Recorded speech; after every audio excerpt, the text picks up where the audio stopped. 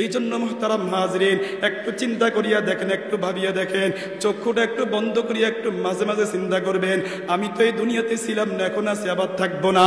আমাকে মাটি থেকে সৃষ্টি করেছে, মিনহা খলাকনাকুম ওয়া ফিহা নুঈদুকুম ওয়া মিনহা নুখরিজুকুম তারাতান উখরা।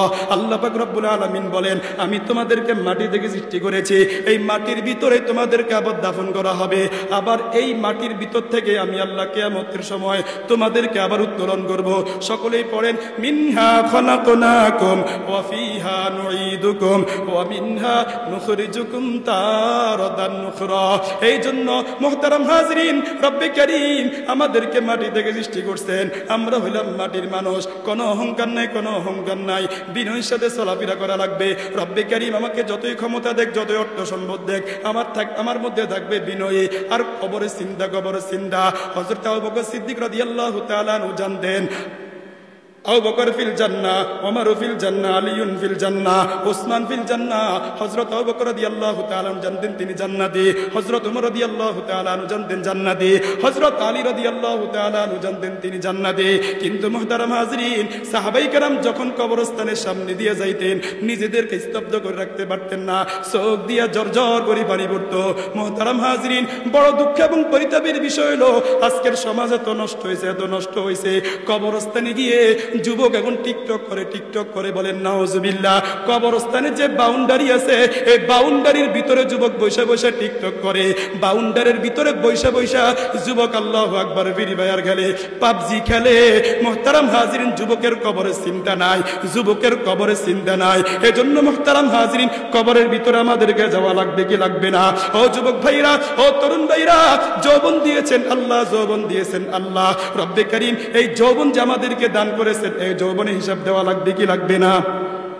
ও যুবক ভাইরা, ও তরুণ ভাইরা, আপনাদের যৌবনকে রব্বে কারীম দিয়েছেন রবের ইবাদত করার জন্য, গোলামি করার জন্য, রবের হুকুম অনুযায়ী জীবন যাপন করার জন্য। কিন্তু যুবক ভাইরা, তরুণ ভাইরা আজকে টিকটক নিয়ে ব্যস্ত, অশ্লীলতা আর বেহায়াপনা নিয়ে ব্যস্ত।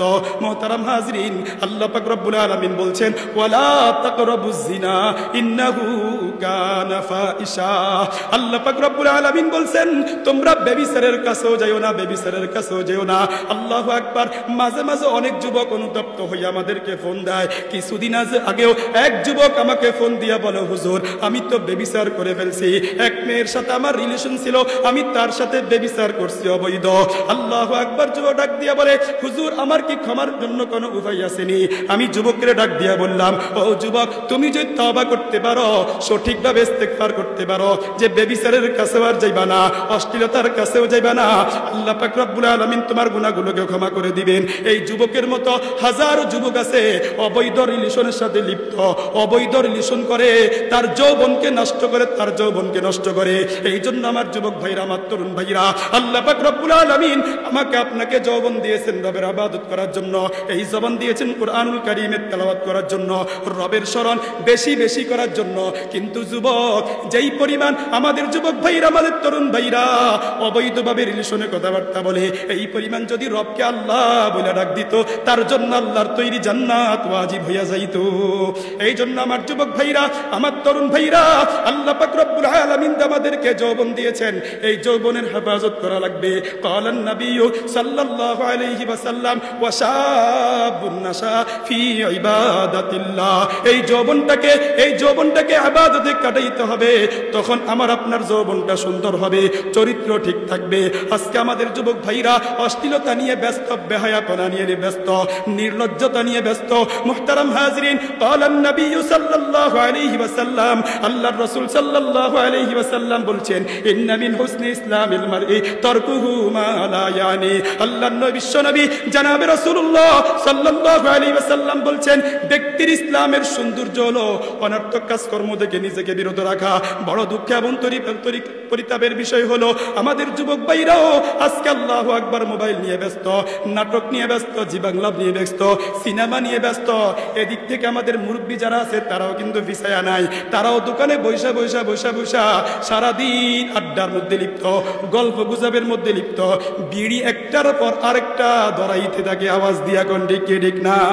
এই জন্য আমার মুরব্বী বাবারা, দোকানের মধ্যে আপনার আড্ডা দেওয়ার দরকার নাই, আপনার হায়াত তো শেষ পর্যায়ে মসজিদে আইসা আপনি শুধু রবকে ডাক দেন, আল্লাহ আল্লাহ বলে রবকে ডাক দেন।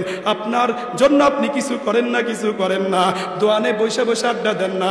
আরো কিছু মুরব্বী বাবা তো আছে, শুক্রবারে যদি পাইছেস, যদি খতিব সাহেব যদি 5 মিনিট লেট করে, তিনের মাথা খারাপ হয়ে যায়। কি খারাপ হয় বল? হ্যাঁ, হুজুরে খাইতে কাম নাই, কেরাতিটা বড় লইলুকা, ওয়াজা তো দেরি হইলুকা, মাথা গরম হয়নি? কিছু মানুষ আসেনি, আওয়াজ দিয়ে কন।